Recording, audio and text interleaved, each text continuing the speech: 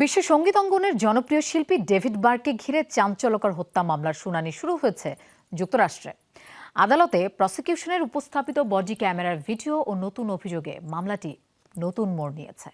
অপ্রাপ্তবয়স্ক এক কিশোরীর সঙ্গে সম্পর্ক, হত্যাকাণ্ড এবং মরদেহ বিকৃতির অভিযোগে অভিযুক্ত এই শিল্পীর বিরুদ্ধে এখন আদালতে চলছে গুরুত্বপূর্ণ আইনি লড়াই।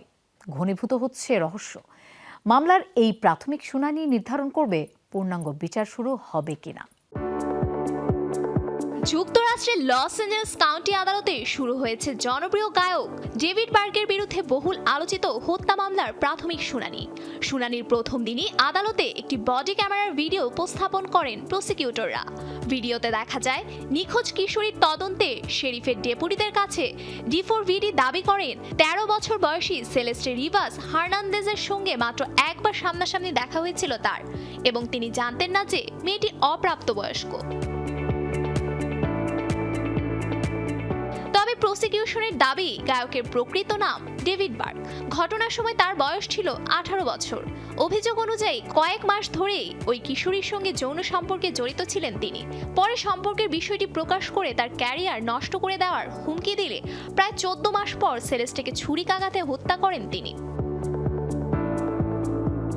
বর্তমানে 21 বছর বয়সী ডেভিড বার্কের বিরুদ্ধে হত্যা, 14 বছরের কম বয়সী শিশুর ওপর ধারাবাহিক যৌন নির্যাতন এবং মানবদেহ বিকৃত করার অভিযোগ আনা হয়েছে।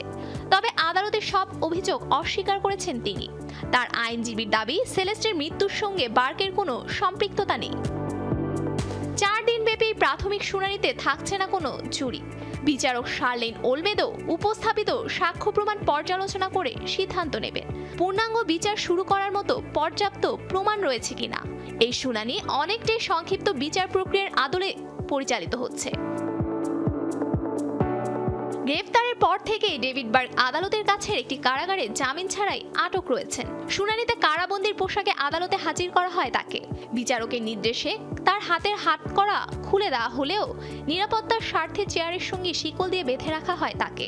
আদালতের নিয়ম অনুযায়ী এই শুনানির সময় কোনো ধরনের ক্যামেরা ব্যবহারের অনুমতি নেই।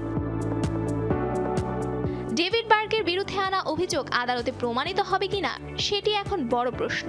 প্রাথমিক শুনানি শেষে বিচারকের সিদ্ধান্তের ওপর নির্ভর করছে মামলার পরবর্তী বিচার প্রক্রিয়া। তাই এই আলোচিত মামলার পরবর্তী অগ্রগতির দিকে এখন নজর সবার।